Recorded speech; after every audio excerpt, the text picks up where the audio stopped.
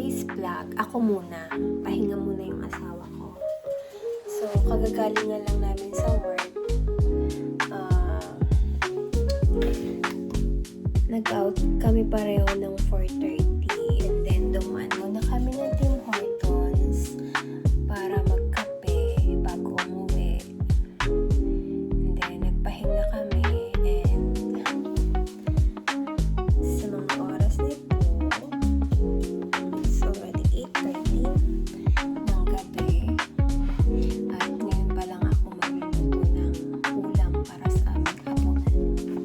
So, meron ako dito bangus. Amazing! So, lulutuin ko to para ulam namin ngayon. And then, nagluto na ng sinaing yung asawa ko. Bukas na ng umaga. And then, yun na rin yung kakainin namin, babaunin namin sa trabaho.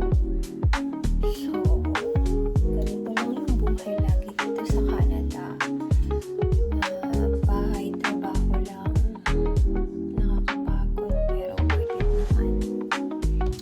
Kaya minsan naiisip din na yung Pilipinas kasi nga namimiss ko yung buhay-buhay doon.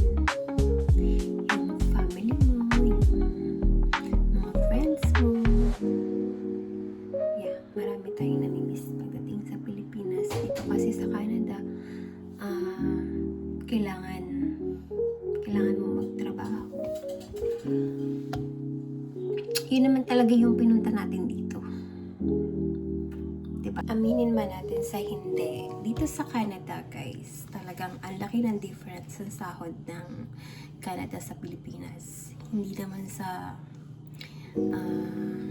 initsapwera ko yung Pilipinas. Pero talaga naman na malaki talaga yung difference pagdating sa income.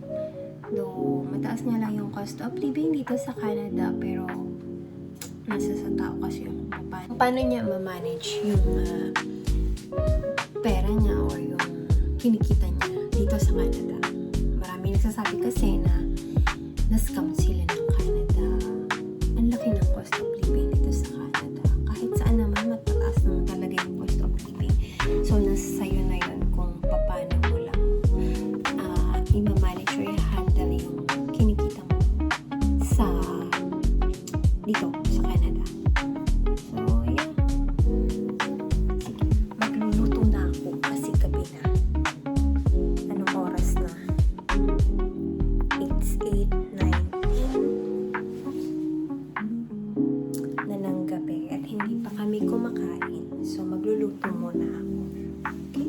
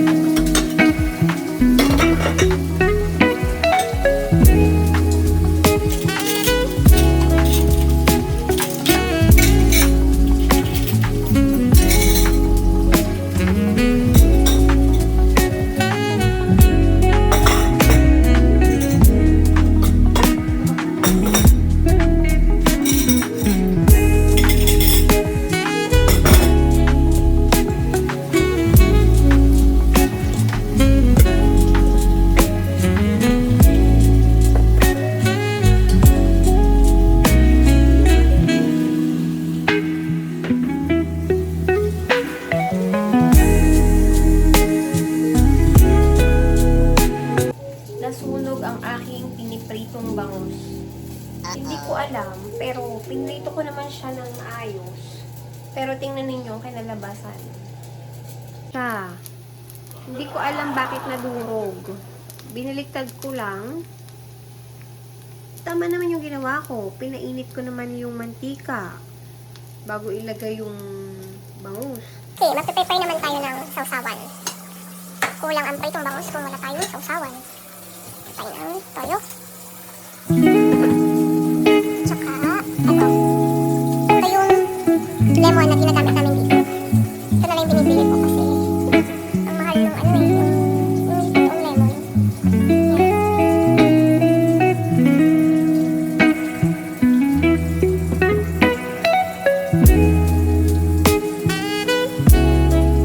Tapos, lagyan natin ang sili. Basta natin.